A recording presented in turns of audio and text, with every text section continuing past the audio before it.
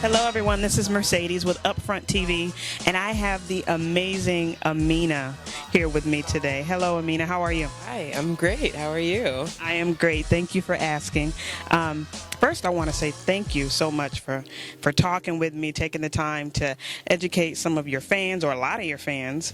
And so I want to start out by asking you a little bit about yourself. Can you give us a little bit of history? Tell us about you. So I'm an artist by trade, I would say. Kind of always been in that, I don't know, that's always been my interest, should I say. Visual art, music, anything that really expresses your creativity. So that's been me. I am an educator by heart. I love teaching. I love inspiring people. Amina likes to express her creativity any way that I can. Visual art, I like to paint, I like to take photos, I love singing, obviously. I played piano for forever. Wow.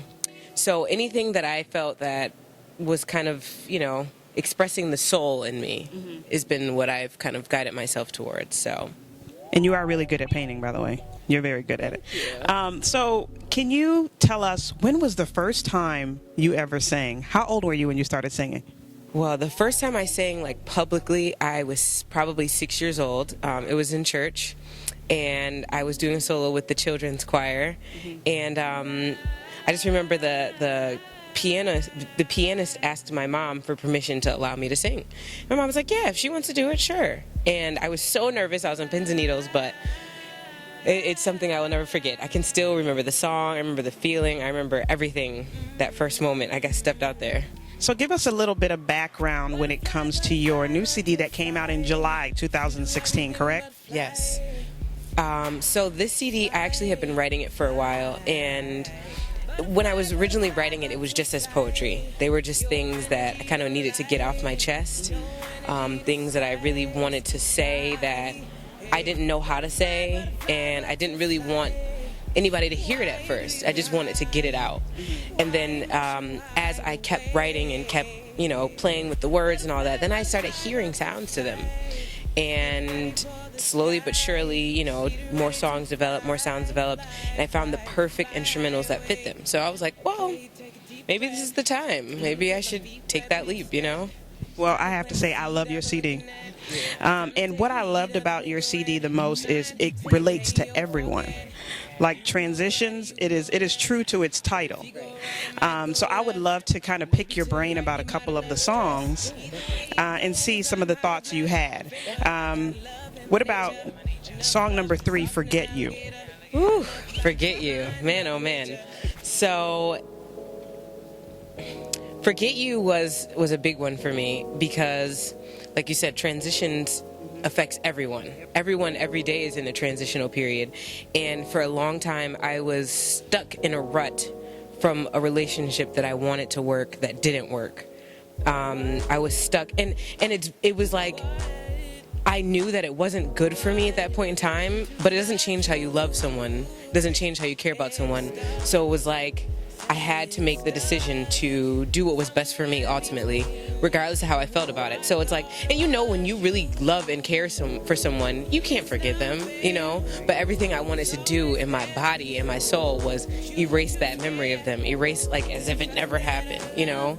So that was a big thing for me because as I wrote it, I was actually releasing that, you know? I was releasing that hold from that relationship that I was like, you know, this doesn't work. I gotta forget you. And I still haven't forgotten him, but, you know.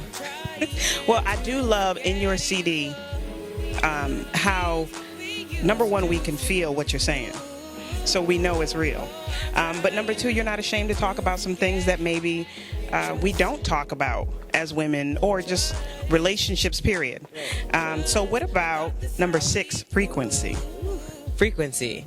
So I was always told as a young person, my parents, you know, are big on euphemisms. So birds of a feather flock together, you know? Yeah. And that's always been something I've lived by. Birds of a feather flock together, you know? So I realized that the people that are the most powerful, the most positive to me are the people who vibrate on the same frequency as me, the people who kind of resonate with where my thoughts and my energy is. So when I was thinking about the song, I heard the beat and I'm like, And it's an old Jay Dilla song, so I'm like, ooh, this, it automatically made me think of how I feel when, I'm connected with somebody else who thinks like me, It's almost like giddy, like, yes, you get me, you feel me, So it's like being on that same wave, that same vibration with somebody is just an overwhelming feeling. That's good stuff. Now, this last one I have to ask you about, I have to tell you, I pulled out my phone and went to Google, and I looked up some definitions on this because I'm like, wait a minute, what is this talking about? But once I looked it up, it became one of my favorites. So let's talk about number 10, sapiosex. Yes. So sapiosex, that really that speaks to me as a person, because I've never been one who was interested in somebody based on what they've had, fashion, clothing, style. I've never been interested in someone based on what they can offer as physical items. It's been more so the conversational element, how we can build, where their mind is, how they think, that is really appealing to me. And as I've transitioned, sapiosexual crossed my path, and I'm like, sapiosexual, what's that? And that's someone who's attracted to the mind, someone who literally is stimulated by someone else's mental capacity. So I was like, I don't even think they think on that wavelength, and all the music now is just about very vulgar, open sex. Like, it's not really anything else. It's like, this is what I want to do, and this is what I want to do to you. And it's like, there's more to life than that, and there's more to attractions than that. You can be attracted to somebody by having a conversation with them. You can be drawn to someone by having, that one-on-one time with them to be able to build and see where they're at. So I really wanted people to kind of be stumped on that too. So I'm glad you Googled that, because it caught a lot of people off guard. And the title of it, sapiosex, they think of sex automatically.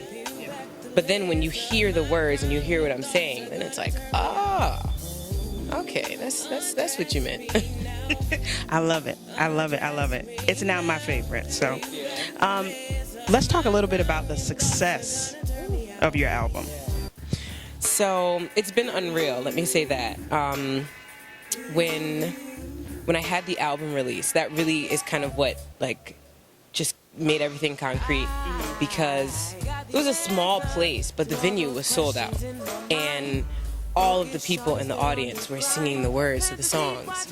And it was just like, for that, I know how I am with music. So when I like something, I listen to it, and I listen to it, and I listen to it, and I learn every little sound and every little, and people were hitting all the notes and all the little sounds. So to me, it's like, that must have really touched people. And also the difference in the amount of people and who they were that touched them. Older people, younger people, any race, any sexual orientation. It didn't matter who it was, that it touched everyone, I have friends who are telling me they're 2 and 3-year-olds. Mom, can you play Frequency?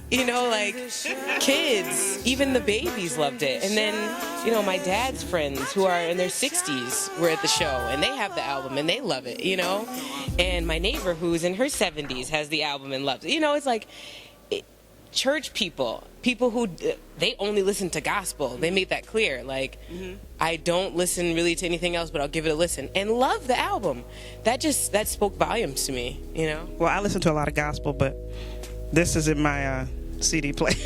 That's real. So what would you say, since your CD release, you have gotten out of this whole experience? Confidence, honestly.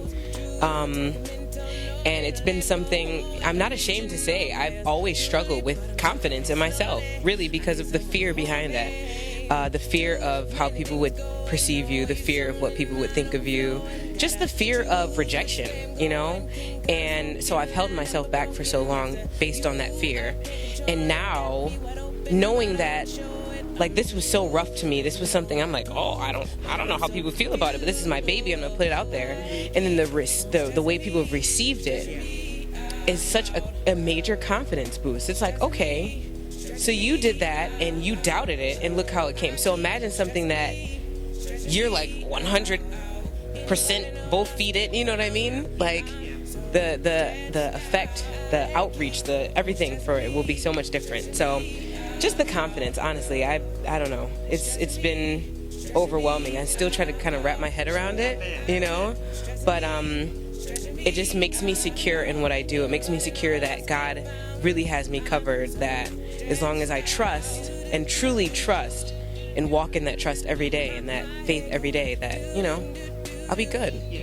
And I have to say that when I listen to it, I can see what you're saying, because you poured your soul out in this. But being the listener, what it did for me as a woman that is going through transitions, which we all are, it does something for you, but it does something for the listener as well. So the fact that you got the love that you got is because we're all going through it, but you were brave enough to talk about it or sing about it. Right. So thank you for doing what you do. Thank you, really. That means everything, seriously. And that's really what I wanted out of it, was for people to be able to relate, for people to say, I know how that feels.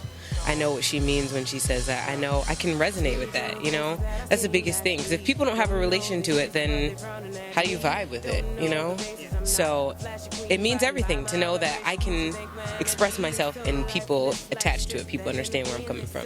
That's good stuff. Is there anything you want to say to your fans? Don't ever let anything, especially fear, hold you back. Every moment, every day, everything that you go through, every transition is meant. Nothing happens by chance. It's all by design. And when you truly tap into who you are, your true self, let go of that ego stuff. You tap into who you really are, your true self, you never go wrong. You'll never go wrong. And the doors that it's opened already, I couldn't fathom. I couldn't have opened them myself, So it's really just trust. Be confident in who you are. And be confident in your walk and in your journey, because it's yours. Nobody else can tell you about it. Nobody else can dictate what you do or what you should do, because it's you. You are the one who's in control, Awesome. Now, to everyone that doesn't have her CD, you need to get it. And let everyone know how they can get it. So you can visit my website. It's www.empresslahbee.com. All of our shows are on there. Got a bunch of photos on there. You can get the album. We'll have some apparel coming, so it'll be on there. Social networks, everything is linked. So empresslahbee.com. Yes. Love it. Thank you so much for spending time.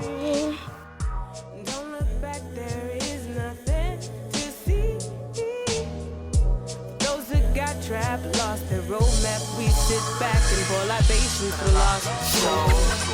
So